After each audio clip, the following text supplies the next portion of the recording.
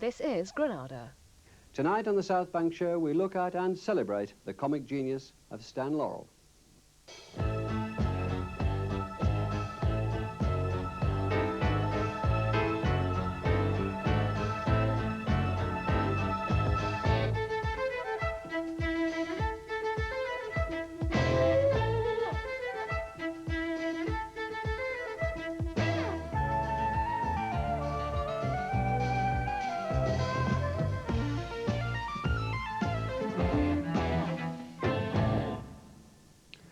Hello, it's now more than 50 years since Laurel and Hardy produced their comedies at the Hal Roche studios, and yet their work continues to be shown on television and video all over the world. Their appreciation society, the Sons of the Desert, has an international following with over 5,000 dedicated and flamboyant members in the UK alone. The unique comic partnership which Stan Laurel created with Oliver Hardy, Laurel was the writer on several of their best films, has given the cinema its greatest and most persuasive portrait of friendship, and it's this aspect of their art, perhaps, which has ensured its survival in the affections of the public.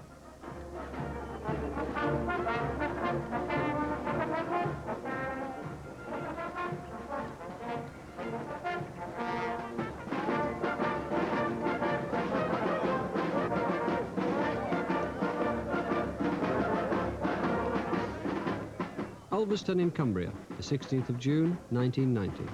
The Sons of the Desert, the International Laurel and Hardy Appreciation Society, meet to celebrate the centenary of the birth of Arthur Stanley Jefferson, better known to the world as Stan Laurel. Founded by a small group of enthusiasts and taking their name from a 1933 Laurel and Hardy feature, the Sons of the Desert has a broad membership, ranging from fanatical fans to serious film historians. Their devotion to a team of comedians whose film careers ended 50 years ago is a unique testament to the writing and comic talent of Stan Laurel.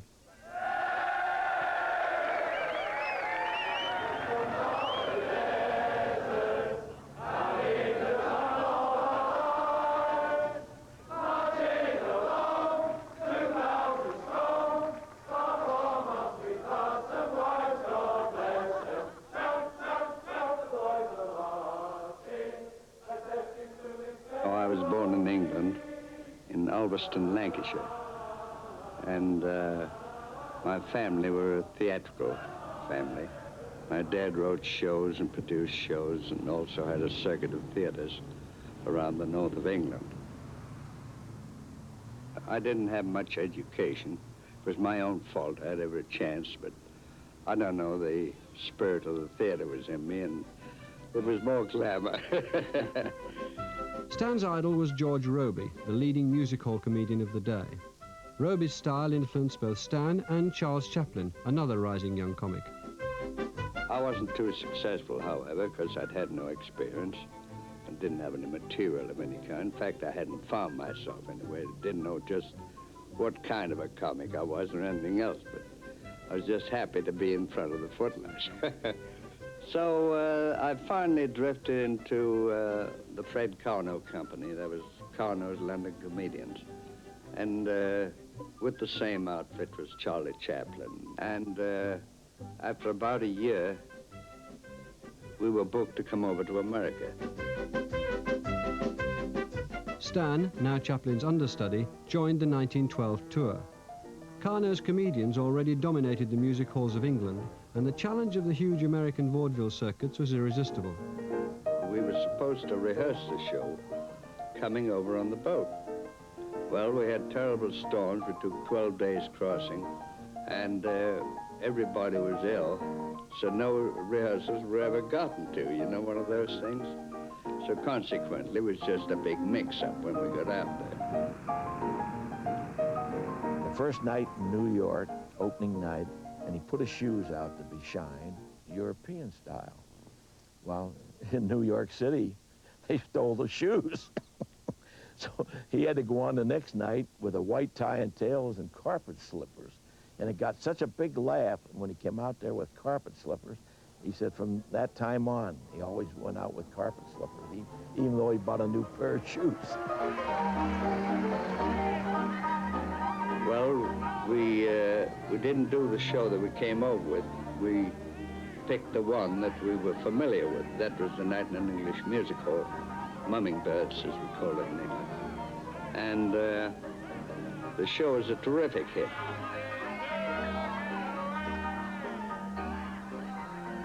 Well, certainly Carno has a lot to do with the shaping of American film comedy, because Carno was a very important influence in the careers of Charles Chaplin and Stan Laurel. Carno had a peculiar style of comedy, which was a combination of knockabout and slapstick and pathos. The talents of Charles Chaplin were quickly recognized in America, and by Christmas, he'd signed a movie contract with the comedy producer Max Sennett. In Hollywood, Chaplin drew heavily upon his music hall connections, as the 98-year-old Hal Roach recalls. I went to work for S&A making pictures with the English comedians that Chaplin had under salary. And I was introduced to him, and he told me that I had to go on location just before noon. And I said, well, why? That's odd. Why do I have to do that? He says, because I tell you you have to. And I said, that is certainly enough reason for me to do it. Then I found out if he went on location, the company had to pay for lunch for the whole bunch on location. So all these guys, these Englishmen who worked for me, they wanted to eat for free too. So I did what he said. We'd go out and make one scene, then go to the cafeteria, and these English comics would fill a tray so full of food they could hardly carry it. I'm sure they didn't have to eat any dinner when they got through with the luncheon that the studio paid for. Chaplin's patronage to his old Carno companions did not extend to Stan Jefferson. Deprived of its star, Carno's show had folded, and Stan was left to make his way in vaudeville. A friendly note from Chaplin in Hollywood, "Well, Stan, may our path be a rosy one, your old pal Charles Chaplin," didn't materialize into any practical help. Chaplin zoomed very quickly to the heights of the profession. Stan remained in vaudeville for 6 or 8 years after that before trying on various occasions to work here in pictures. It wasn't that he expected help, but it would have been welcomed at that time. Ironically for Stan, his success on vaudeville derived from his skillful impersonation of Charlie Chaplin. For the next 5 years, as Chaplin's career reached its zenith, Stan Jefferson toured the vaudeville circuits of America, acquiring a series of partners along the way, and a new stage name, Laurel. In 1917, Stan Laurel arrived in Los Angeles, already the movie capital of the world. Well, I first made a picture for Bronco Billy Anderson. He asked me if I'd ever been in pictures, or had any idea, and I said no. He said, well, he says, how'd you like to make some comedies for me? Well, he had a director with him at that time called Jess Robbins. So Anderson called him up and said, I got a new comic, I want you to make this pilot picture with him. So he brought his cameraman over to direct this picture with me, and also brought Hardy.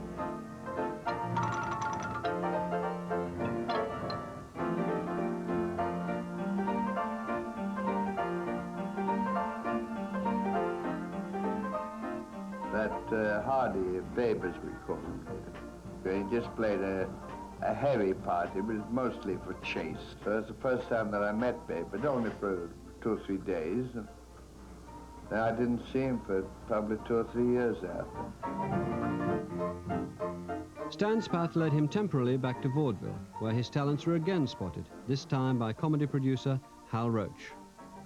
I went to this vaudeville house on Main Street to see he and his wife in a show, and I thought he was very funny, and I made a contract with him there. That was the first time that I ever saw him.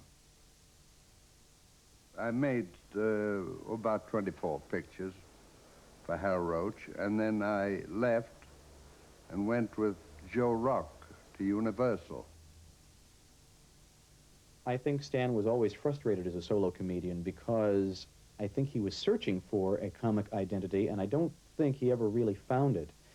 He was always a good technical comedian. He had a wonderfully elastic body and could do wonderful reactions. Had a very expressive face and a very expressive body. But as far as knowing who he was as a comic personality, I don't think he ever found that as a solo performer.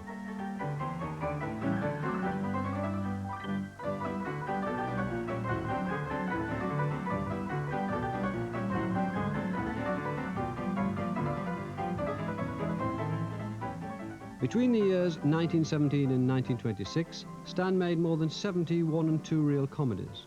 But the inconsistency of his screen personality failed to establish him in the public's affections.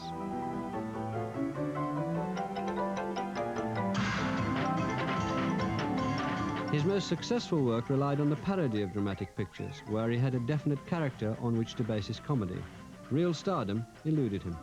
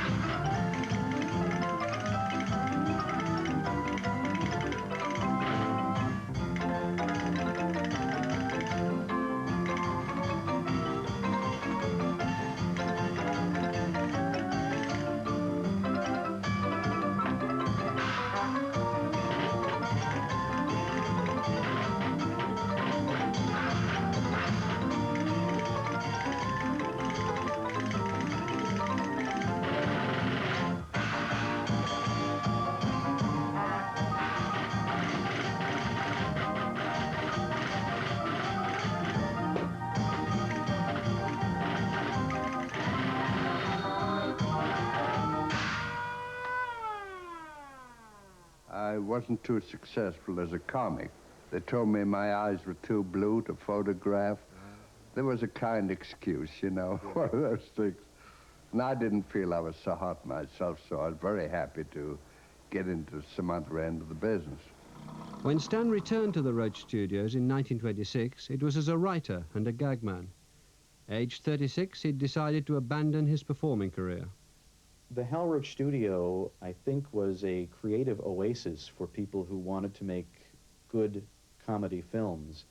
I've interviewed 60 people who worked there, and all of them speak of the place as being absolutely unlike any other studio. See, the stationery said the Hal Roach Studio, and right below it said the lot of fun. And that's exactly what it was. Everybody was very high-keyed up and bouncing, you know, and I attribute it mostly to Stan. The one thing that he did when we made pictures was great. You write a script for, you know, certain things are funny. You get on the stage and you rehearse a thing and it isn't funny. The best thing that Laurel could do in the pictures, there was always something that he could remember to change it into a thing that would be funny. As a gag man, he was as great as Chaplin, because Chaplin was using the same things in the same way that he was using them. Oliver Hardy at that time, the late part of 1925 and early part of 1926, Oliver Hardy was a contract player at the Hal Roach Studios. He did a number of different roles. Sometimes he would be the villain, sometimes he would be a supporting comic. And there were a few films which Stan directed which featured Hardy in the cast. You would think that they would have done more films together than the 3 or 4 that they actually did collaborate on, but somehow they had a remarkable way of avoiding each other while they were both under contract at the Roach Studios. Oliver "Babe" Hardy had already appeared in over 250 silent comedies. Oliver Hardy was as good an actor as there was in the business. And I say everything that he did, I mean, his character, he built that character himself. Nobody else built it, he built it. And no director had to tell him what to do.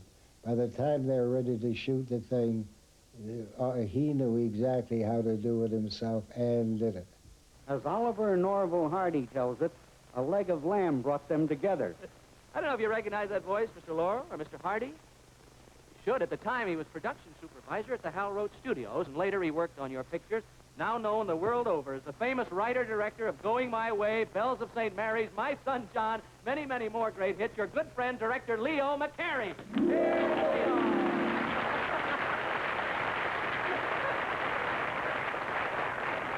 Oh, look, Leo, how did A Leg of Lamb... sit down, Oliver, and we're going to get that, boy. How did A Leg of Lamb bring Laurel and Hardy together, eh? Well, it seems that Babe was cooking a leg of lamb, and for some reason, he left his arm in the oven too long or something. And he got it so badly blistered that we had to cut down his part in the next picture, so we decided to put Stan in the picture, too, to bolster up the comedy. Yeah. And so when we saw the two of them on the screen together, we decided there's a real team. And from that time on, they really went places, all on account of Hardy had a little lamb. I think Stan was a little reluctant because, after all, he had been through all that before. He had been a performer. He had had a share of success, but never had really been big time. And I'm not so sure that he wanted to get back into performing on a regular basis after finding that he really enjoyed being behind the scenes even more. So it may have taken some persuading, but of course, as we all know, eventually they were teamed together, and things gradually grew. From their first pairing in 1927, the team of Laurel and Hardy achieved an instant success with the public. Producing a new 20-minute comedy at the rate of one a month, their style quickly evolved, and their characters seemed to emerge with a simplicity that spoke more of discovery than creation. In all of this, Stan Laurel's writing was as crucial as his performance. It was a team writing job, but he was most often the principal writer.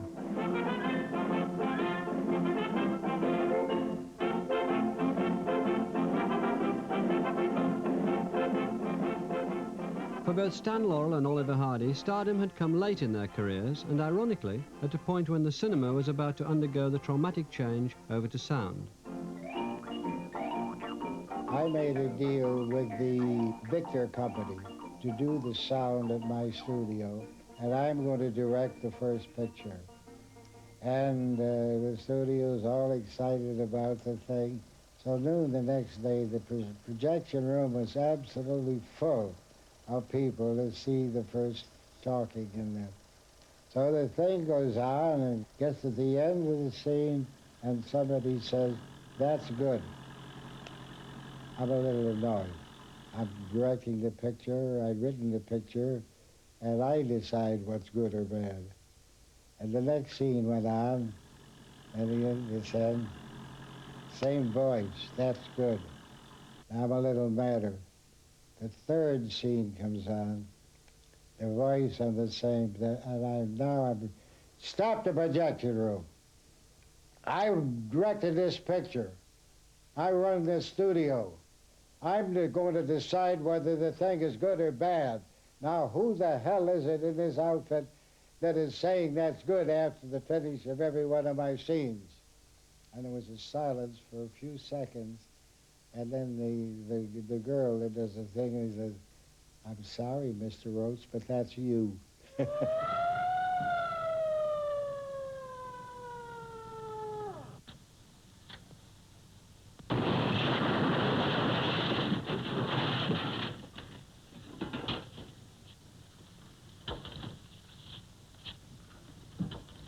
Thank you, boys. Where'll you be when I need you? Right here. Okay. I told you not to make that last payment. When Hollywood was going through the great changeover into sound, I think there were some rare cases where the personality came out stronger than it had been before. I think Ronald Colman was such a case, and I think Laurel and Hardy were such a case. I think in all cases it had to do with the voice, the quality of the voice, and how well that voice fit the preconceived idea of the character. How does it look? Never looked better in all its life. Well, bring it over because I'm as hungry as a hunter.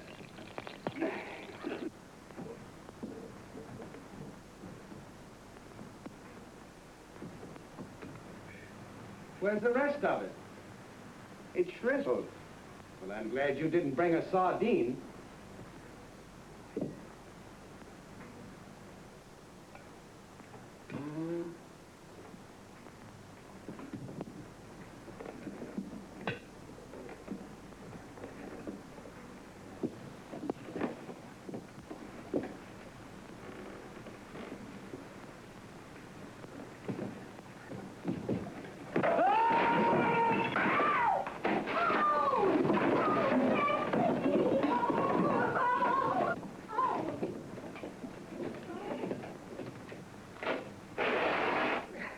example, this is a Laurel and Hardy script for a film they made in 1932 called Scram, and the film runs 20 minutes, but this script is only about 6 pages, and as you might be able to see, it's simply an outline of the action for the film. It's not really detailed as to all of the comedy material, and certainly there's no suggestion of camera angles or editing or anything like that. It's just a mere outline of the action that's supposed to go on in the film.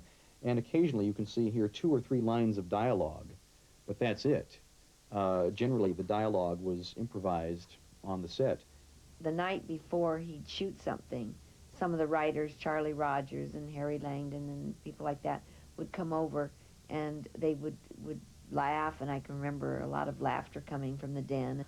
I can also remember, oh, the den smelled so bad when they'd leave because some of them were cigar smokers, and I was always glad to see them go out the front door. Babe never participated. Babe was always out on the golf course, over Riviera.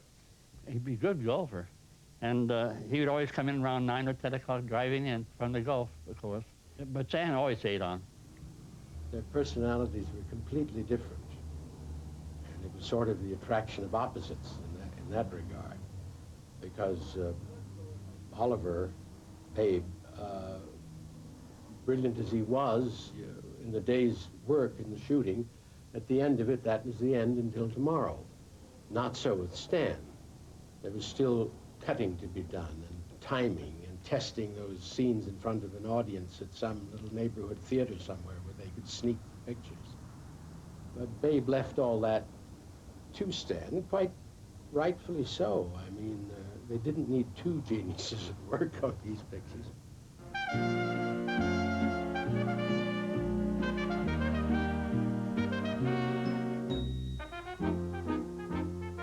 The early 30s were the golden age for Laurel and Hardy, and with the birth of his daughter Lois, Stan seemed both personally and professionally fulfilled.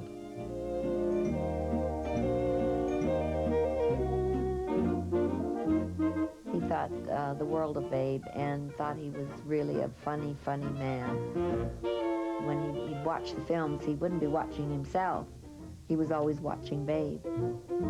And Babe knew that my father would make the best decision. Like if he wrote something, maybe they'd try it 3 ways, but my father would have the say-so of which way they did it to go, because he knew what worked. It was the love and respect that they had for one another. They were one of a kind team. They just belonged.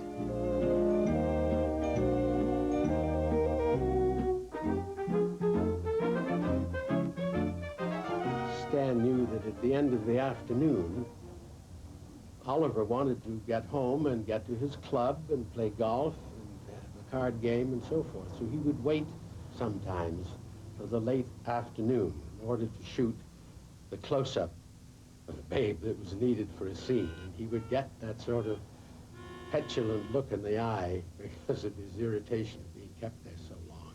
Will you stop making that noise? If you can't play a tune, put it down.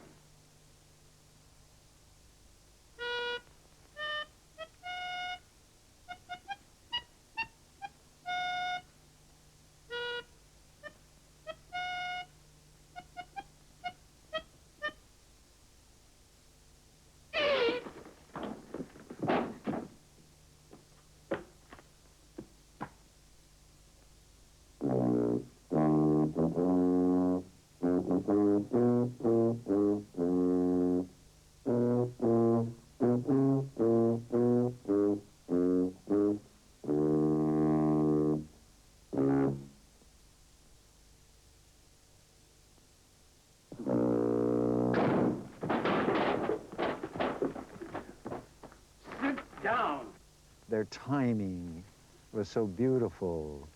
You know, you see other comedians trying to do situation comedy like they did, and they don't have that timing like Stan and Babe had. They knew those looks, and when they dropped the head and look up with the eyes, all of those things, they were so beautifully timed, and they were human beings. You know, they weren't comics. I don't like that word. They were comedians. Why they were so good was you do a gag that's funny, and now you cut to one of them and the reaction is another laugh, then you cut to the other guy and that was still another laugh. I mean, Laurel with the surprise of the thing, and Hardy with the indignity of it. I mean, the reaction to the thing was good. And the audience knew that they were so closely knit together that they were going to stick together regardless of what happened.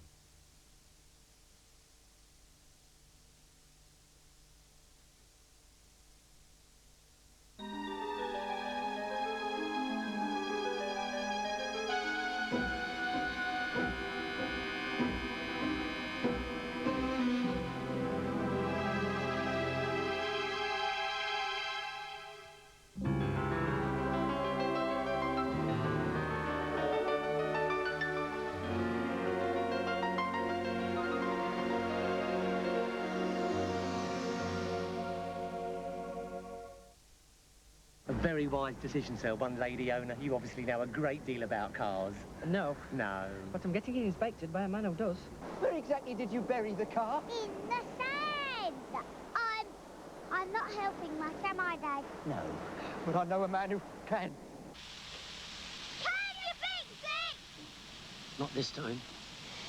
But I know a man who can. Whatever your motoring problems, you'll find the answer is the AA. Join now on 0800 919595. Your replacement car, ma'am. This is a very nice car. Well, he's a very nice man. Very nice man. Very, very, very nice. The AA. We're all you need to know. Is a 2-litre engine with 6 cylinders smoother than one with 4? BMW are prepared to put money on it.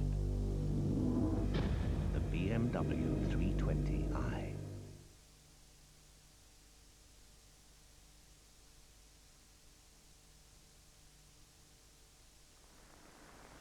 Ladies and gentlemen, this is Oliver Hardy speaking. I'm taking this opportunity of thanking you and the countless friends in the British Isles for the wonderfully wholehearted reception you have given me on my first visit to your beautiful country. Ollie, stop wiggling your tie. What do you mean, stop wiggling my tie? Well, every time you get fancy, you start wiggling your tie, and it looks silly. If you interrupt me again, I'll wiggle you.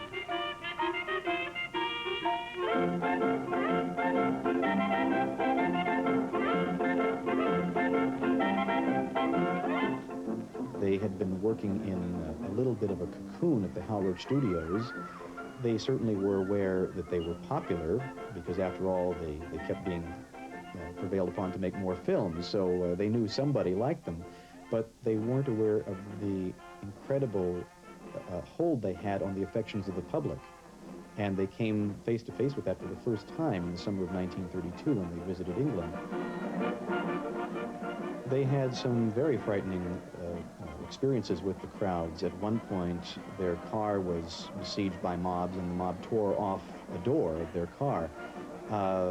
Babe was almost trampled by one of the crowds. So there were some very, very frightening moments because of the adulation of all these people. And no one was more surprised by all of this than Laurel and Hardy.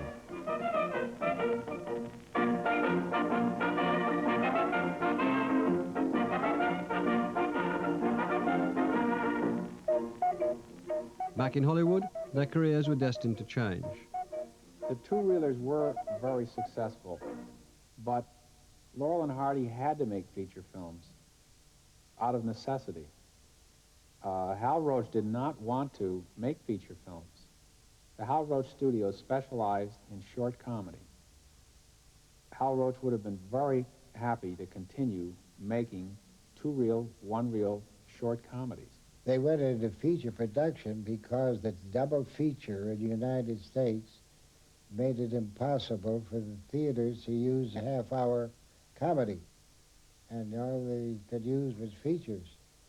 And where I made the mistake of my life, I should have made about 40-minute comedies, and I could have sold them as a second feature. But I wasn't smart enough to do that. So I went into making feature pictures with them. the result of that was that there were some more constraints on their ability to improvise. After all, the feature films were much more expensive than the shorts. The shorts generally cost about $15,000 to $20,000 to make. The feature films could run as high as $600,000. And when you were making only 1 or 2 feature films a year, as opposed to 8 short subjects a year, you had to be a little more concerned about the quality of the film because it was going to be a lot longer before you had another one in the theaters. So since there was more money being spent, Roach had to watch over the features a little more carefully.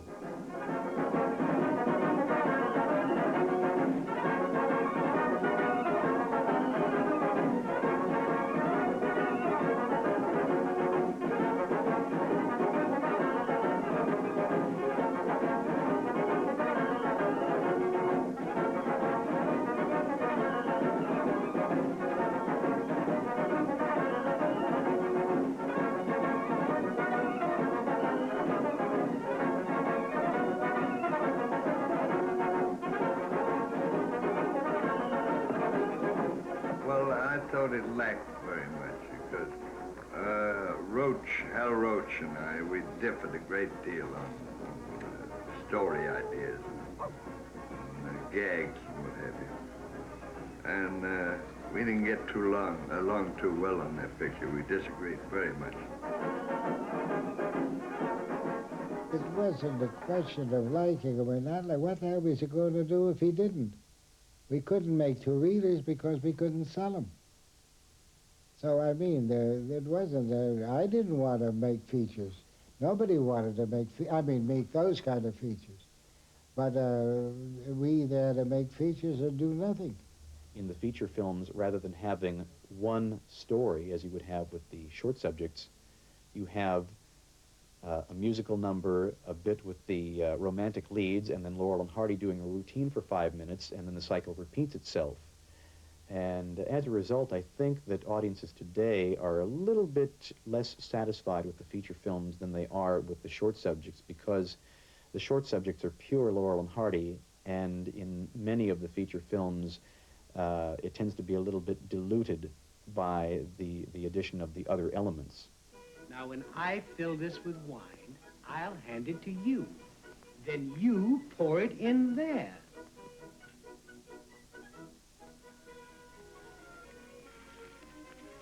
Do you mean to tell me that 500,000 francs is concealed in that little bit of silken lace? Uh-huh.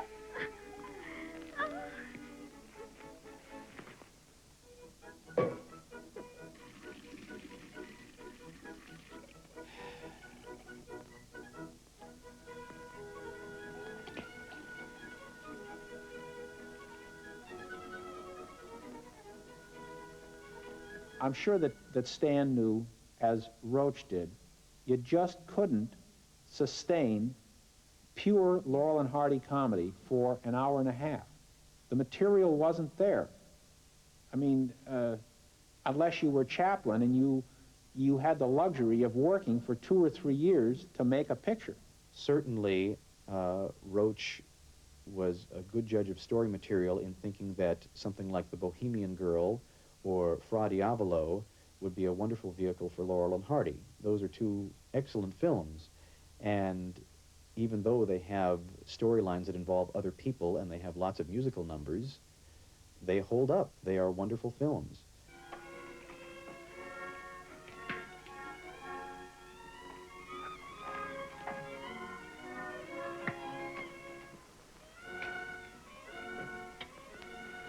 Let me look at you.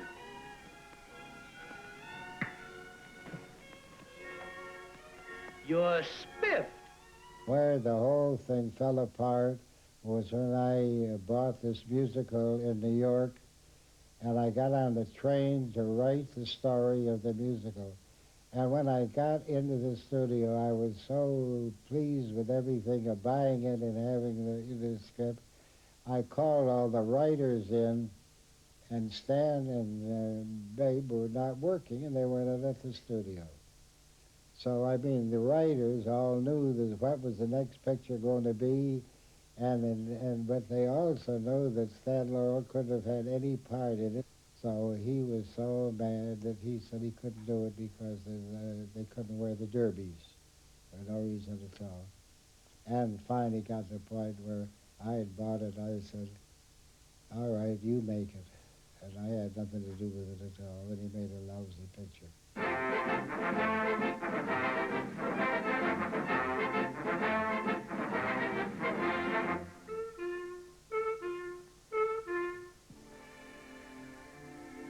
I think that was the first time that I felt my father had really attained stardom because he was in such a big picture. Usually there was just Babe and Stan and a few people, but to walk onto a set and see hundreds and hundreds of people was really something.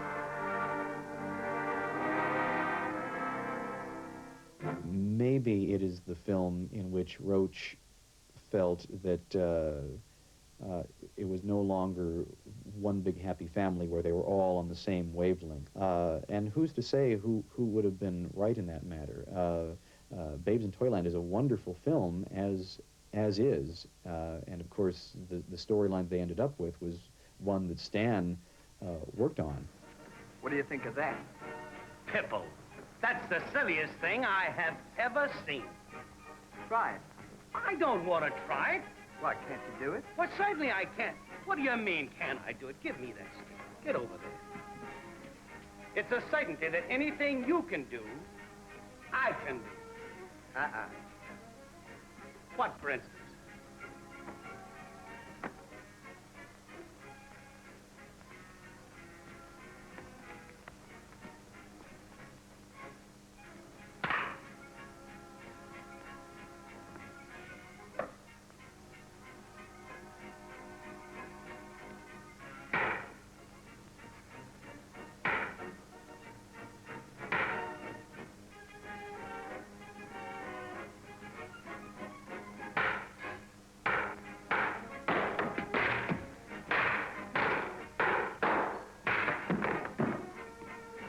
Here.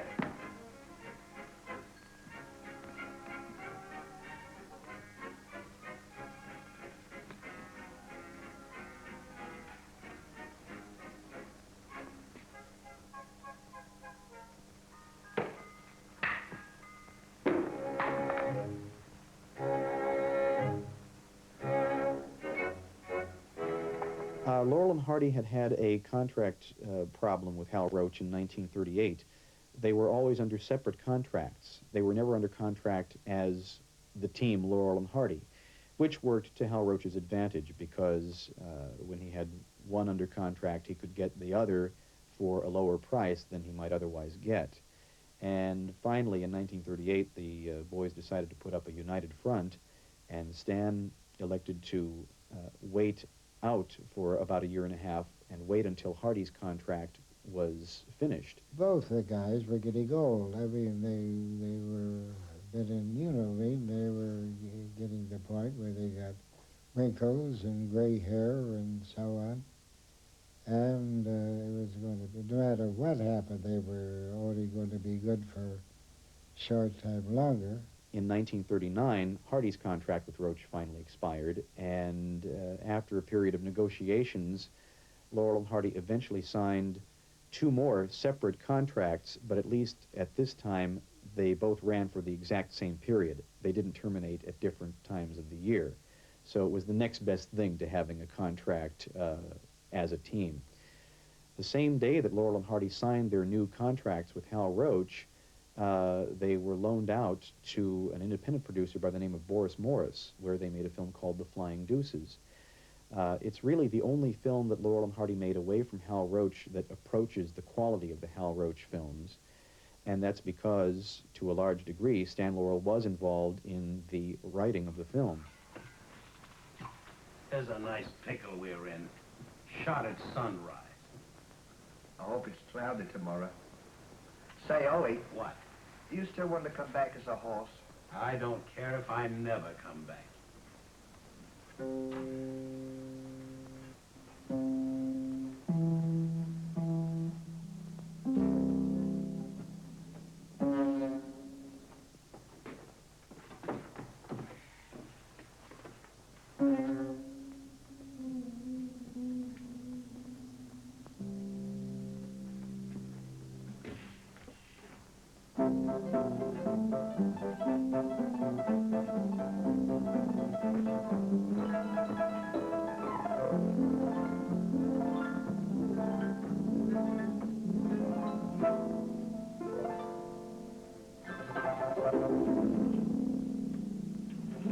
They knew it had come to an end. They had done their best. They really had. And it was changing. And the studios were changing. What I mean is, you know, it wasn't like the good old days where you just run and say, hi, fellas, come on. Or let's go to lunch now, and it might be 10:30 in the morning, or it might be 2 o'clock in the afternoon. But everything was on schedule after that. And I think that it was never the same old fun thing that they had had. When Laurel and Hardy went to 20th Century Fox and MGM in 1941, they came up against the motion picture studio factories at the peak of their powers. Hal Roach only made 7 or 8 feature films a year at the peak of his production, whereas Fox and MGM made 52 features a year. And there was a very strict schedule that had to be adhered to. And because of that, everything had to be written down in the script. And because of that, there wasn't the spontaneity that you had had in the Hal Roach films. They didn't buy Stan and his stories. They supplied their own writers. Well, that was dynamite. That's just cutting Stan's throat, you know. So he lost his vigor and his enthusiasm, I felt, and interest in the figures they were producing. I think they were in their kind of a down period. There was no joking, and don't forget, too, they were older from Hal Roach. This was like 40, 43. And they were quite sedate and quiet. But I don't think they felt, you know, that they were the big stars at the studio. Hey, you mugs. I mean, gentlemen. Well, well, it's Laurel and Hardy, as if I didn't know. Hello, boys. This is Pete Smith, as if you didn't know. Say, I'd like your help here for a minute. Do you mind? No, of course not. I just want you lads to show the audience how much wood the average person totes. Wood. Got any? It's heresy to say, but it's also true, that there was a time with the advent of World War II when the style of comedy that Laurel and Hardy were offering was regarded as somehow passé. Now, in retrospect, we look at whatever momentarily eclipsed Laurel and Hardy during that period, and we can't imagine why anyone would prefer Abbott and Costello or whoever else was popular for those few years, why anyone would prefer them to Laurel and Hardy. You find just as much interest today in the old-time slapstick material? I think that there is more interest, but there's so little of it done. That's true. I think that people want to laugh now, but they don't have the things to laugh at. Very, very true. And people nowadays, they want to be connected with the higher type of, we might say, drama. Mm-hmm. They don't want to be associated with comedy. Yet they like to see it. It's because the comedy is difficult to make, you see. There weren't any further offers, at least at that time. So Stan wrote a 20 or 25-minute sketch, comedy sketch, and their manager in London, Bernard Delfont, I believe he's Lord Delfont today, booked them. And in theaters all over the British Isles.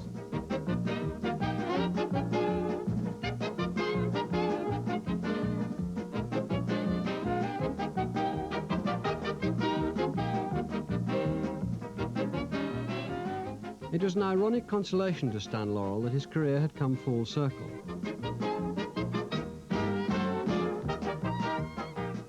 From his beginnings as a boy comedian with Fred Carno to the variety tours which Laurel and Hardy undertook at the end of their careers, Stan had always cherished the response of a live audience. The popularity of the late tours was tangible proof of the affection in which they were held by the public.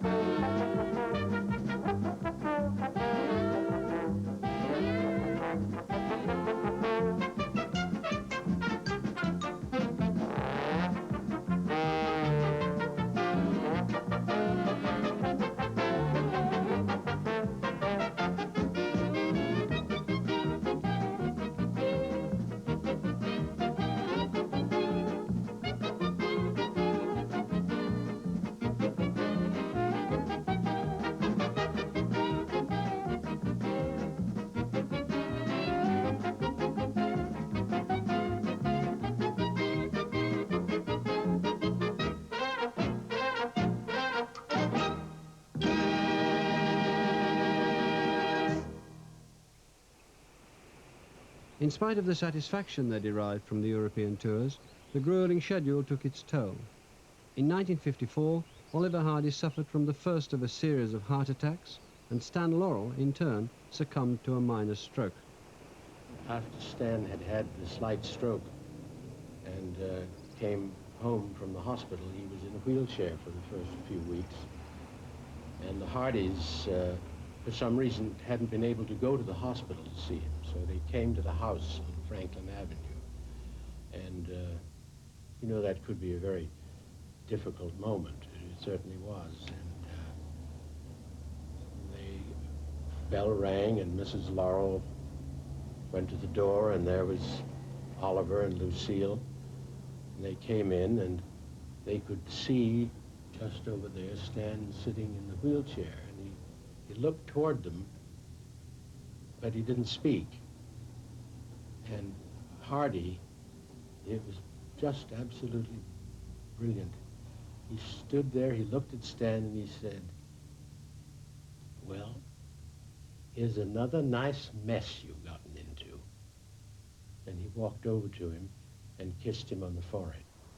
While Stan Laurel gradually recovered his health, Oliver Hardy visibly deteriorated. He suffered a debilitating stroke from which he was not to recover, and on August the 7th, 1957, he died. One thing with my Uncle Babe, I think, comes to my mind more vividly than anything else. When I would visit the set, and there was always a red light over the door when they were shooting, and I'd have to wait until the red light went off, and then I'd enter the stage. And when he would see me, he would start singing "Shine on Harvest Moon," and he usually put me up on his knee, and that's a real fond memory of Uncle Babe.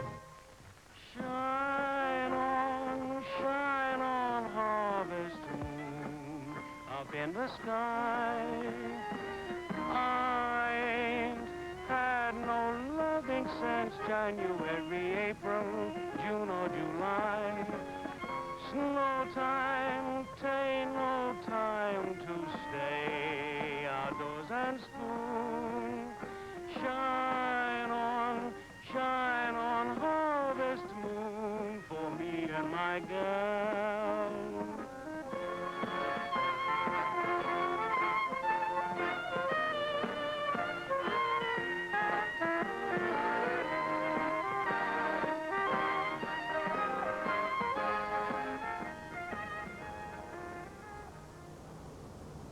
Stan kept his name in the Santa Monica telephone directory so that fans could readily find him. And they did. And very often at that door there would be a family of 3 or 4 from Nebraska or Minnesota or somewhere, great fans who wanted to meet Stan. They would be invited in, and they would ask usually the same questions: how he and Hardy met, and how long they'd known each other, and how many pictures. The questions were quite predictable. Between 55 and 65, they were, you know, among the hottest shows on television, and I didn't get one penny from it. Sad, sad. He wouldn't. When I used to talk to him, he was living in an $80 a month apartment. It's a nice apartment, and probably it'd be a lot more today, but back in those days, it was only $80 a month, yeah. But he didn't mind. He laughed about it. He thought it was funny. After years of neglect by the film industry, in 1961, Stan's genius was recognized with the award of an Oscar, which he named Mr. Clean. I don't think anybody is making that kind of comedy now. The one thing that I am certain about is the people's ability to laugh and wanting to laugh is not a bit different today than it was 100 years ago. And they laugh at the same things. I'm sure he just, it would be hard for him to believe that they're really, in a way, more popular today than they were when they were making the films. Even those people who say were in my age and were in high school at the time, maybe they didn't think much about Laurel and Hardy. But today, they've changed their opinion, and their children and grandchildren are enjoying Laurel and Hardy. I've seen the Laurel and Hardy films, almost all of them, dozens of times, so there are very few surprises in the films left for me. I know all of the gags, but I just love to be in the company of those two characters because I find them to be such genuinely nice, lovable people. I just like to spend a little time with them once in a while. And maybe that is why the Laurel and Hardy films continue to have such great popularity when other comedies of that era have been forgotten. They have that element of love in them, which I hope is something that people are going to react to for decades to come. In closing, I want to say that all my years of experience being with Stan and Babe, I am definitely convinced that there'll never be a day in the future that they'll be duplicated, because there isn't that talent anywhere. God bless them.